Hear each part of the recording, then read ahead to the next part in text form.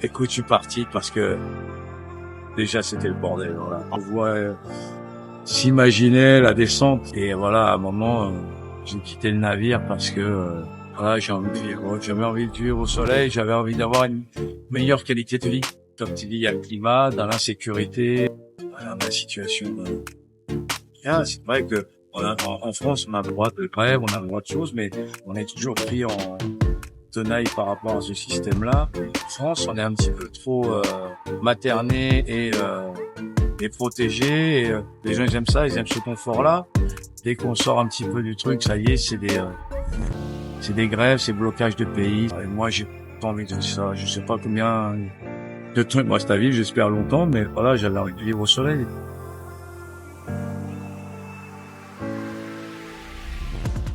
Salut José, comment tu vas? Bah ça va, ça va. Ça va bien aujourd'hui. La petite parenthèse avant que la vidéo commence, vous êtes de plus en plus nombreux à vous abonner, donc continuez à vous abonner. N'oubliez pas de liker la vidéo, de commenter. Depuis combien de temps t'es en Thaïlande, José? Ça va faire 10 ans au mois d'octobre. Ah, donc ça fait déjà un bon moment. Ouais. Pourquoi t'es venu en Thaïlande? Oui, j'avais envie de vivre au soleil. Je n'avais un petit peu marre de la vie en Europe aussi. Ok. T'étais de quelle région, toi? Je suis franco-espagnol. Je suis né à Paris. J'ai grandi à Paris, né à Paris, grandi à Paris. Toute la famille espagnole. Donc voilà, faut dire que j'ai la peau qui est française et le sang qui est espagnol. On est à ton restaurant là, le restaurant La Terrasse hawaïenne. Depuis combien de temps t'es ouvert? Je suis arrivé. Alors le projet c'était d'ouvrir un bar lounge ici quand je suis arrivé au mois d'octobre 2014. Et j'ai pas trouvé vraiment d'endroit pour réaliser ce projet et on m'a proposé cette grande terrasse, ce qui était déjà un restaurant, bien évidemment pas comme ça où j'ai fait le travail. Ouais. Et je me suis lancé dans la restauration. J'ai commencé à faire du thaï et ensuite vu l'évolution de la vie et bien sûr avec là où le Covid, on a dû changer un petit peu le fusil d'épaule et j'ai dû passer en cuisine pour redéfinir tous les plats et relancer une nouvelle aventure. Et t'as des spécialités dans ton restaurant? Oui, de mes origines, déjà bon, française et pas mal d'espagnol. Je fais de la paella, je fais de la zarzuela, qui est comme une bouillabaisse mais à l'espagnol, une fideuà qui est une paella mais avec des pâtes, des gambas à l'ajillo comme on dit chez nous, à l'ail. Euh, voilà, j'ai fait des spécialités et comme j'ai été aussi beaucoup de fois en Italie, je parle l'italien et ça m'a beaucoup aidé. Je fais des pizzas et des pâtes. Plutôt méditerranéenne, ouais. Voilà. Ok. Méditerranéenne plus que internationale. Et bien sûr, quelques plats thaï pour les gens, quand ils viennent ici, ils veulent manger thaï aussi. Dans un environnement au bord de l'eau, ça fait toujours plaisir. Est-ce que ça a été compliqué pour toi pour ouvrir ton business, ton restaurant? Est-ce que tu as rencontré des difficultés? Bah, quand on vient ici, je maîtrisais pas du tout le pays. J'étais venu une ou deux fois en vacances.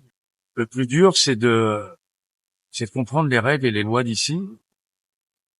Déjà, par contre, la culture, c'est un peu compliqué. Et après, trouver les bonnes personnes qui doivent te réaliser tes papiers, te dire correctement ce que tu dois faire. Et j'ai eu de la chance et je suis tombé sur des gens qui m'ont beaucoup aidé pour faire ça. Ouais. J'avais un ami qui était installé là déjà. Ouais, il t'a Et expliqué un petit il peu m'a les expliqué, rudiments. il m'a présenté la bonne personne pour réaliser les papiers. Au début, on se fait toujours un petit peu avoir, mais ça c'est normal, c'est de bonne guerre. Voilà, une fois que tu connais euh, les rouages du système, bah tu payes moins cher déjà, on va dire. C'est pas que tu payes beaucoup moins cher, mais voilà, tu es content Ouais. parce que tu sais tu ne vas pas te faire avoir. Ok. Et du coup, t'es passé par un avocat ou Voilà, par je suis passé par un centre comptable qui m'a fait tous les papiers. Ah, déjà, ce qu'il faut dans l'ordre, ce qu'il faut, c'est un visa. voilà. D'accord. Pour avoir un visa, comme j'ai un business, je suis passé par un visa professionnel. Ouais. Faire le visa professionnel, faut monter une société, euh, faut avoir un work permit. Une fois que tu as le work permit, ton visa professionnel est attaché à ton work permit. Mhm. Et voilà, ça commence comme ça, en montant une société. Bien sûr, on a commencé par monter la société. Et t'en as eu Ouais. pour combien de tout ce qui est visa, work permit, Compagnie, il faut compter un billet de 100 000 à peu près. 100 000? Ok. Ouais, c'est compter un billet de 100 Et 000. il faut que tu renouvelles, enfin que Alors, une tu... fois que tu as la compagnie, ça va. Le visa, tu le reconduis tous les ans. Tu le reconduis tous les ans. Mais entre-temps, j'ai trouvé l'amour ici. J'ai trouvé ma femme. Ok. Une ravissante demoiselle Thaï qui a vécu en Suède 15 ans et qui est venue s'installer ici, un peu comme moi. Et on s'est rencontrés ici. Et donc, du coup, je me suis marié et j'ai pris un visa marié. Voilà. Ok. Et quand tu as un visa marié, une place de ça professionnel. Je peux travailler avec Ok. mon visa marié. Du coup, est-ce que tu peux nous expliquer un petit peu pour mes abonnés comment que ça se passe au niveau de quand tu te maries avec une Thaïlandaise, au niveau de la paperasse, si c'est compliqué. Il y a deux options. La première, si tu veux que ton mariage soit reconnu en Europe ou pas, en France. Ouais. D'accord? Et donc, il faut faire des démarches à l'ambassade. Il faut que tu prennes rendez-vous. Déjà, il te donne un rendez-vous, il te donne un dossier à remplir. Une fois que tu l'as rempli, tu dois redeuxième rendez-vous, tu dois aller revoir. Enfin, à l'époque, c'était comme ça. Peut-être que ça a changé. On a été là-bas, on nous a posé des questions séparément pour savoir les papiers, comme si c'est un mariage, comment on s'est rencontrés, si on habite ensemble, voilà. Des questions un petit peu personnelles, ils font part. Et après, je crois que t'as un dossier de 7 pages à remplir. Et les deux dernières pages, c'est si tu veux que le mariage soit reconnu en France. D'accord. Voilà. Et avoir les mots de famille, ainsi de suite. Ok. Et au niveau culturel, comment ça se passe un mariage en Thaïlande? Est-ce que ça dure 2, 3 jours ou est-ce Et que... alors, ouais, tout au début, c'était un petit peu galère au niveau financier aussi. Et donc, on a fait ça, ouais, en petit comité. On n'a pas fait de fête. On va la faire parce que j'ai promis à ma femme qu'on allait faire un bon mariage. On s'est fait, on a été à la mairie avec deux témoins et Mhm. ça a été 5 heures. 1 heure, c'est des papiers. On m'a expliqué comment ça allait se passer, si j'avais bien compris. Voilà, j'ai dit oui. J'ai promis donc qu'on fera une belle fête. Ok. Et est-ce que c'est vrai ces histoires de dot? Il y en a qui parlent de dot en Thaïlande Oui, quand tu oui, te maries. oui, c'est suivant les familles. Moi, Ouais. j'adore ma belle famille, qui m'adore aussi, et ils veulent pas de dot. Ils voulaient pas de dot. C'est toi Si qui je leur peux en les as aider. parlé ou c'est Non, eux non, qui non, t'ont... c'est ma femme qui m'a dit que mes parents vont rien te demander. Ouais. Effectivement, ils vont rien demander.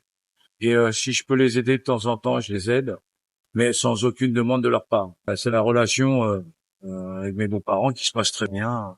D'accord, ouais. Et est-ce que tu sais à peu près, bon, je suppose que ça doit varier, mais une dot, ça coûte combien un peu, Je sais pas, je peux pas te dire. Je peux pas te dire. ça peut Ça être tout et peut. n'importe quoi. Ouais, ouais, c'est suivant les finances que tu as et suivant la famille que tu as en face. Parce que souvent on connaît la fille et les gens ils connaissent la fille mais ils connaissent pas la famille et ils peuvent être surpris. Peuvent être Ouais, surpris. ouais. Ça peut aller d'un bœuf ou d'une voiture ou d'une maison. Là, on vient juste de sortir de son crâne. Est-ce que tu peux nous expliquer un petit peu ce que ça représente son crâne? Qu'est-ce que c'est son crâne en Thaïlande? Bah, si j'ai bien compris, c'est leur nouvel an. C'est leur nouvel an. Vous faites ça d'une manière bien particulière et propre à la Thaïlande, je suppose. Je sais pas si dans les autres pays d'Asie ils le font. C'est ils s'arrosent. Tu vas dans la rue, ils s'arrosent, ils te mettent de la crème, de la pommade, de la farine. Très bon enfant. Tout le monde a des chemises colorées. C'est très joli à voir. C'est au début ça, c'est les premiers photos que tu prends, c'est toujours un peu Surtout quand ils dur. mettent des glaçons. Ouais, après, ouais. D'abord, t'as l'eau chaude et après t'as l'eau à température ambiante et après t'as l'eau glacée. Et là, ça te réveille. Alors, suivant la région, en Thaïlande, ça peut durer 2, 3 jours, 4 jours. Et, euh, et voilà, donc ils font, c'est leur nouvel an. C'est leur nouvel an. Donc, ouais, Ouais, il y a bah, certains endroits où ça dure bien plus longtemps. oui, je crois qu'à Pattaya, c'est une semaine. Même là, à Bangkok, ils étaient encore, enfin, j'ai vu encore des images hier où ils étaient encore en train de... Me s'arroser. Eh, tiens, on allait parler des assurances tout à l'heure. Est-ce que tu as une assurance, toi, une assurance santé? Oui, bien évidemment, il faut, ici, c'est très important parce que nous, on est habitué à avoir la sécurité sociale. En France, on s'occupe de rien. Enfin, c'est les sociétés qui payent. avec tes sous, bien évidemment, avec sous Il y a le système de mutuelle aussi en France. voilà, Hein. t'as un système mutuel. Ici, t'as des assurances privées. Voilà. Il y a plusieurs assurances. À toi de choisir la meilleure assurance.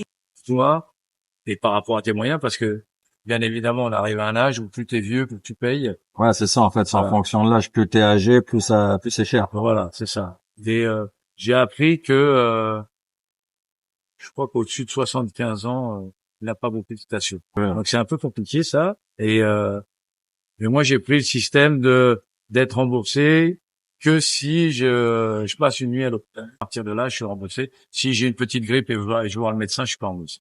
Si je veux faire une radio là maintenant, je peux la faire dans l'après-midi, je vais devoir payer. Ça te coûte combien cette assurance-là? Ouais, j'ai pas trop envie de faire de la pub. Je vais te dire un prix. Je paye 60 000 bahts par an. Donc un peu plus de 100 euros par mois. Voilà. Ok. Et t'as quel âge sans indiscrétion? 57. 57 ans. Il y en a d'autres qui payent plus. Parce que c'est notre système d'assurance qui marche comme ça. À Ouais. les paliers, tous les ans, ils augmentent un petit peu et tous les 5 ans, ça monte assez vite. Qu'est-ce que tu conseillerais, toi, à des personnes qui viennent en Thaïlande au niveau du téléphone? Je sais, en général, les gens, quand ils viennent en vacances en Thaïlande, ils ont besoin d'une carte SIM, Ouais. tu vois. Alors déjà, les gens qui viennent en vacances prennent au plus vite une carte, Carte SIM. une carte SIM. Alors, toujours pareil, il y a plusieurs fournisseurs. Il y a des tags, il y a AIS, il y a True, il y a TOT. Toi, tu conseillerais laquelle? Moi, je suis des tags depuis le début. Ça te coûte combien par mois, à peu près, le téléphone? Moi, j'ai pris le forfait assez haut, je paye 25 euros par mois. 1000 Ah ouais, bahts. 25 euros, d'accord, c'est tout illimité. Voilà. 1000, Appel ou juste Internet? Non, j'ai appel. Oh, je suis pas illimité, mais je suis assez haut dans les. Ouais. Et comme on appelle beaucoup sur Internet, ici on a un gros avantage, c'est que dès que tu vas dans un endroit, on te donne le code Wi-Fi. Ouais. Donc tu peux appeler avec des WhatsApp, avec des Line, avec des Messenger. Donc, Pour expliquer un petit peu aux gens, Line, c'est une application qui est la plus, on va dire, utilisée en Thaïlande. C'est l'équivalent de WhatsApp chez nous, quoi. Qu'est-ce que tu penses de la France actuelle? Ah, ça veut dire ouais, écoute, je suis parti parce que déjà c'était le bordel. Voilà. ouais. Pas- Il y a 10 ans en arrière, tu trouvais que c'était déjà le bordel. Déjà, mais même avant, 20 ans en arrière, on voit s'imaginer la descente. Voilà, à un moment, j'ai quitté le navire parce que voilà, j'ai envie de vivre. J'avais envie de vivre au soleil, j'avais envie d'avoir une meilleure qualité de vie. Voilà, Et qu'est-ce qui te dérangeait en France? C'est quoi qui t'a fait vraiment, à part le climat qui... comme tu dis, il y a le climat, dans l'insécurité, Ouais. t'as le coût de la vie, la situation. C'est vrai que en France, on a le droit de grève, on a le droit de choses, mais on est toujours pris en tenaille par rapport à ce système-là. Et on a des carcans, on est en France, on est un petit peu trop materné et protégé. Et, les gens ils aiment ça, ils aiment ce confort-là. Dès qu'on sort un petit peu du truc, ça y est, c'est des grèves, c'est blocage de pays, voilà. Et moi j'ai pas envie de vivre ça. Je sais pas combien de temps il me reste à vivre, j'espère longtemps, mais voilà, j'avais envie de vivre au soleil. Ouais, c'est on va dire, le climat, Ouais, qualité de vie. climat ambiant, voilà, la Voilà. qualité de vie qui pesait, Ouais, la enfin, qui te qualité de convenait vie. plus, quoi. Est-ce que un jour tu te verrais retourner vivre en France? C'est très compliqué. Honnêtement, c'est très compliqué. Aujourd'hui, je vais te dire non parce que j'ai trouvé quasiment ce que je suis venu chercher, c'est-à-dire Ouais. une qualité du top, le soleil, Alors, en plus, c'est travail, vrai que ton restaurant, ouais. il a une vue incroyable. Voilà, et même la vie, tous les soirs, je me dis, je me fais des amis, je me suis fait des amis, ça fait 10 ans que je suis là, donc j'ai fait une nouvelle vie et voilà. Non, je pense pas. Il y a des choses qui vont me manquer, un peu la famille, quelques amis, mais le reste, non. ouais. Le reste, non. On est trop, comment dire, on t'arrange de tout en France. Ici, si tu marches ou tu crèves, donc c'est bien, ça te donne, Ça te pousse. ça te pousse à faire les choses, ouais. est-ce que tu peux me dire une chose que t'aimes par-dessus tout en Thaïlande et une chose que t'aimes pas du tout, enfin qui te déplaît? Qu'est-ce qui me plaît? Beaucoup de choses me plaisent. C'est une des grandes différences avec, sans parler du climat, avec beaucoup de pays dans le monde, parce que c'est la sécurité. Ça, la sécurité, c'est merde, les feux que tu mets là, le serveur va te courir derrière pour te ramener, les casques, t'as des clés sur les contacts, le rythme de vie aussi, c'est bien.